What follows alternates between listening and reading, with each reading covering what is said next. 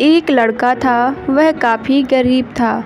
उसके पास ना तो कुछ खाने को था और ना ही रहने को घर था।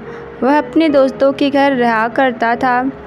उसने एक छोटी सी कंपनी में पेंटिंग का काम करना शुरू कर दिया था। धीरे धीरे उसके पास काफ़ी पैसे भी हो गए। बाद में वह काफ़ी धनी भी हो गया, लेकिन अभी भी उसके अंदर कुछ कमी का एहसास होता था।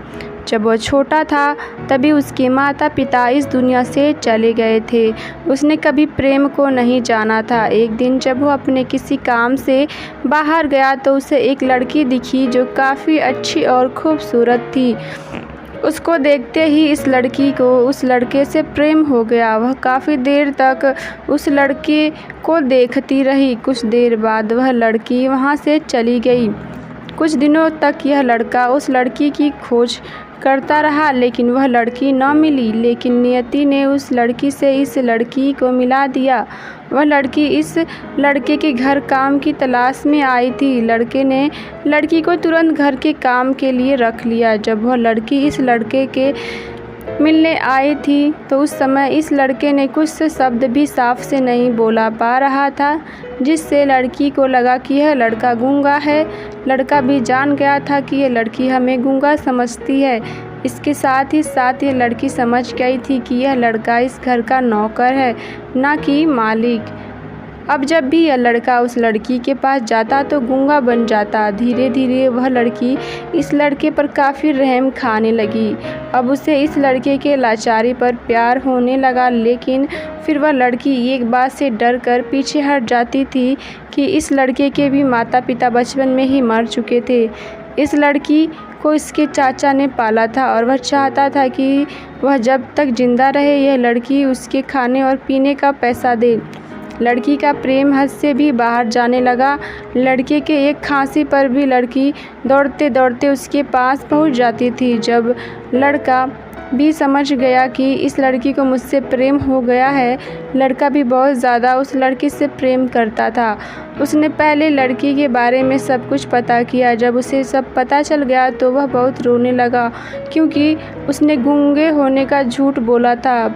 अब वह दिनों रात रोने लगा। लड़की अपने सैलरी में से लड़के की इलाज कराने को कहती थी। एक दिन सुबह ही उसकी लड़की को पता चला कि वह लड़का हॉस्पिटल में भर्ती है। वह दौड़ते हुए जब हॉस्पिटल में पहुंची तो उसने देखा कि लड़का बेड पर बेहोश पड़ा है। उसके आसपास काफ़ी मशीनें लगी हुई थी। जब लड़की डॉक्टर के पास पहुंची तो डॉक्टर ने उसे बताया कि लड़का अब बोल नहीं सकता। उसने अपनी जीभ को कटाने की कोशिश की है। इसके साथ ही उस डॉक्टर ने उस लड़की को एक पत्र दिया। उस पत्र में लिखा था, मैं एक काफ़ी धनी लड़का हूँ। जिस घर में तुम काम करती हो उस घर की मालिक मैं ही हूँ, लेकिन इसके साथ ही मैंने तुमसे एक बहुत बड़ा झूठ बोला है कि मैं गूंगा हूँ। अब इस झूठ का प्रायश्चित करने के लिए मैं ऐसा काम करने जा रहा हूँ। इसके साथ ही तुम मेरे घर में मेरे मैनेजर से पैसे को लेकर अपने चाचा को दे देना और एक नई ज़िंदगी की शुरुआत करना।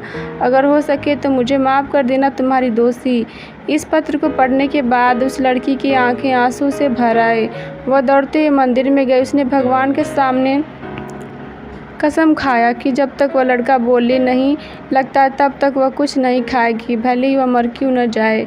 इधर डॉक्टर भी उस लड़के की इलाज कर रहे थे। ईश्वर ने दोनों के मन की बात कबूल कर लिया और अब लड़का बोलने लगा, लेकिन वह अपनी याददाश्त खो गया। अब उसे कुछ भी याद नहीं था।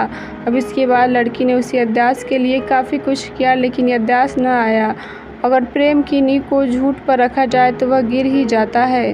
दोस्तों, वीडियो छोटी सी है पर बहुत ही गहरी अर्थ देती है। दोस्तों, वीडियो पसंद आए तो वीडियो को लाइक शेयर ज़रूर करें और वीडियो को पहली बार देख रहे हैं तो चैनल को सब्सक्राइब भी ज़रूर कर लीजिए। Thanks for watching my video. Take care and bye bye.